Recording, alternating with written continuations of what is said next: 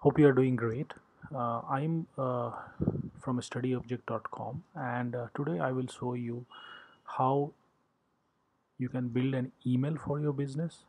We have a website called freecaptures.com where you can find good images and videos, especially for the lifestyle and day-to-day activities. For example, fruits and other things. And here is like videos of those, so it is completely free. If you want to use it, you can go ahead and download it and use it. Okay, so this video is about how you can create an email for your business. So uh, so for example, freecaptures.com is my domain. So let's say I want to create an email for my domain. So my email will be like, I can choose the emails like info@freecaptures.com or sales@freecaptures.com or uh, marketing@freecaptures.com. So these emails, let's say you want to create. So let's see how I created those emails, and let's see how to create those business emails. So it is reliable to send email from those business emails, because if you send from some other domain, or let's say from Gmail, people don't trust those emails. Usually they trust your domain based emails more than any other email like Gmail or Yahoo, um, like that. So let's say I want to create an email. So what I will do is I will just go and log into the cPanel. So this cPanel is nothing but the panel which the hosting provider, my hosting provider, has given me. So this has all the files of the website and everything. So I will show you how to create an email. So if I go here, you can see here there's an email account. Okay, so just go to the email account, and it will just open that. Okay, so if you see here, there's a one email existing. There's a info@freecaptures.com which I created earlier.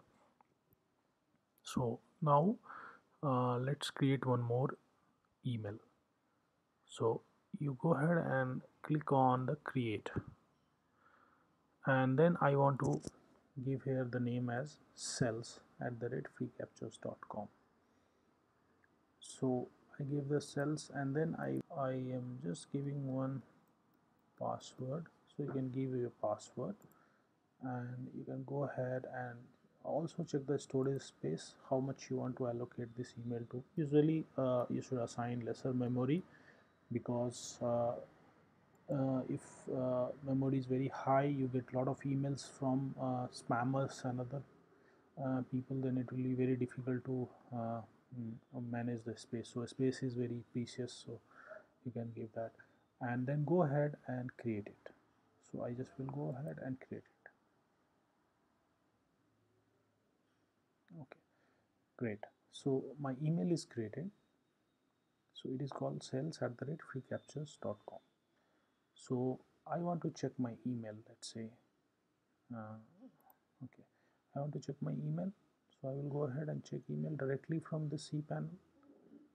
I will further to show you, okay, how you can log in directly uh, to the email client. But this is just the email client, which is just asking me to uh, set up the theme of that.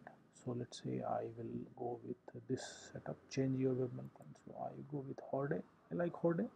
You can use some other also, and then click on the open my inbox when I log in. So this theme I want to select, so I will go ahead and open it. So you have a lot of other options like autoresponder, email filter, forwarders, contact information, password security, and other features in this. So let's now see. I got all this email opened, and and see, I can see this is the first email. By default email it will come to your email from the hosting provider, so they will send you all the details for your configuration, like for incoming server.